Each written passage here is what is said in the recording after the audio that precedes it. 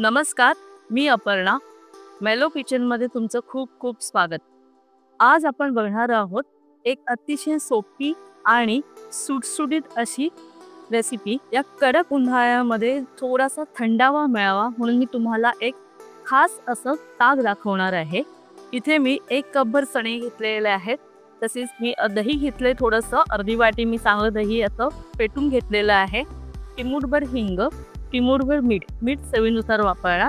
तसेच 1 टीस्पून जिरे पावडर, कोथिंबीर, पुदिना. हे सगळं साहित्य एकत्र आपण मिक्सरमध्ये घेणार आणि वाटून घेणार. हे सगळं साहित्य बघून तुमच्या लक्षात आलंच असेल की मी कोणत्या प्रकारचं ताक तयार करणार आहे. मी सत्तूचं ताक तयार करणार आहे. आता मिक्सरमध्ये सगळं साहित्य आपण टाकून घेऊया. 1 कपभर घेतलेले चणे मी साफ करून घेतले. जेवढी सालं मला काढता येतील तेवढी सालं मी काढून घेतली. आणि तसेच चणे हे रोस्ट केलेलेच आहेत, जरा भाजलेलेच आहेत. मीठ,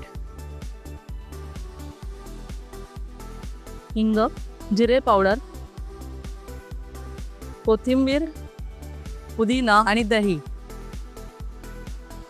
आधी आपण असंच ब्लेंड करून घेणार आहोत आणि गरज लागेल तेवढं पाणी आपण घेणार आहोत.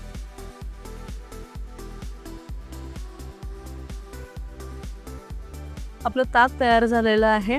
याच्यामध्ये तुम्ही हवं असल्यास अजून दही मिक्स करू शकता. तसेच थोडंसं जरा आंबट दहीही मिक्स करू शकता की त्याची चव अप्रतिम लागते.